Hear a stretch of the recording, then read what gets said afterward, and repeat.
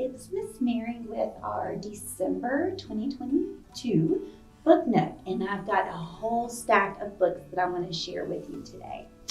This is one of our newer books. This book is titled Caves, and on the back it says, "You want to go in?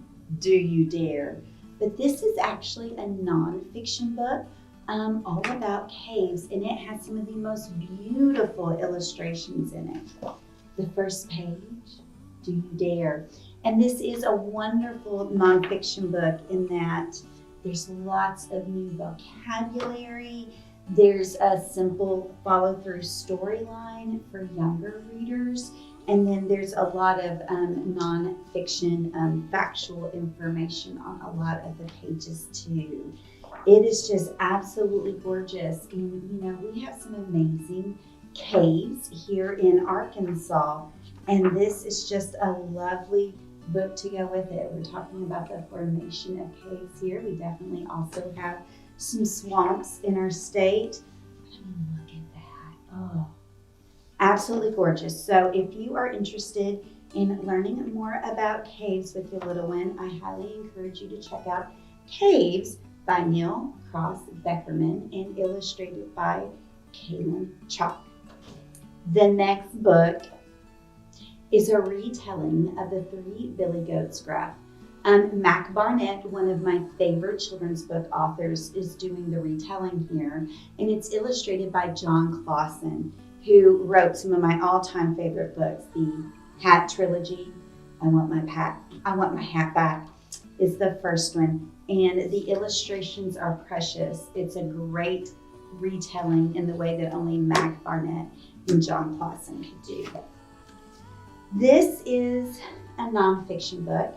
This is I Am Ruby Bridges, and this book is written by Ruby Bridges herself. There's a picture of 6-year-old Ruby Bridges here on the back. It's illustrated by Nicholas Smith, published by Scholastic or Orchard Books. Hold on, let me double check that real quick. No, Orchard Books, which is an imprint of Scholastic. No wonder I was confused. So this is Ruby Bridges telling her own story of what it was like to be bridging the gap between Black and white in our public schools. And teachers, parents, there is a study guide that goes with it that you can get from scholastic.com. All right, this next book is titled To Change a Planet.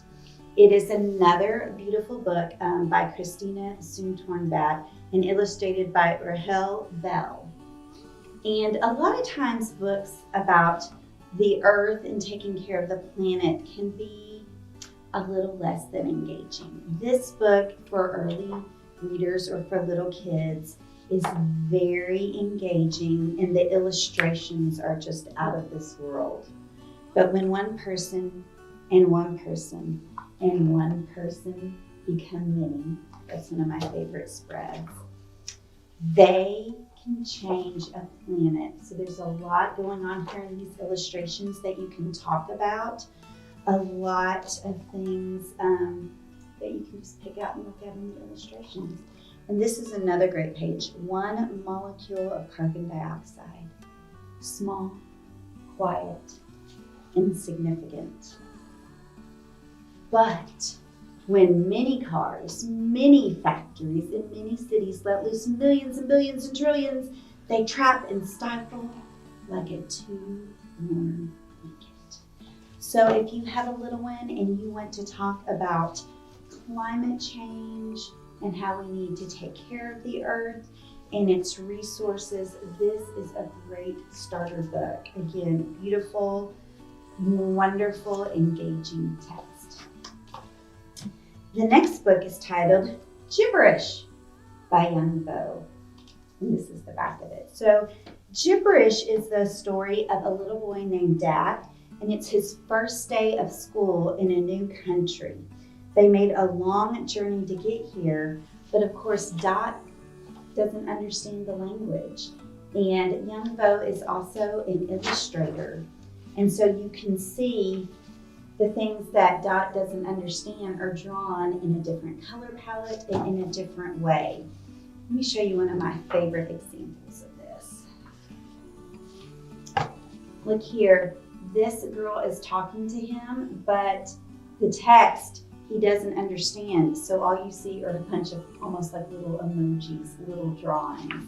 And so Dot is trying so hard to understand. And here he is trying to read in front of the class, and he's got a few letters, but he's still tripping and breaking over the new language. It has an absolutely lovely ending and just great fun. This next book is a 1619 project book. This one's titled Born on the Water by Nicole Hannah-Jones and Renee Watson and illustrated by Nicholas Smith. So if those of you who are interested in the 1619 project and its approach to history and you wanted to get started with little ones, this is an interesting book to use. It's got some fantastic illustrations and some great storytelling. I'll just read you a little bit from the dust jacket. When a student receives a family tree assignment in school and can only trace back 3 generations, Grandma gathers the whole family and the student learns that 400 years ago, in 1619, their ancestors were stolen and brought to America by European enslavers. But before that, they had a home, a land, and a language. She learns how the people said to be born on the water survived. So if this is a kind of book you are interested in, I would encourage you to check it out.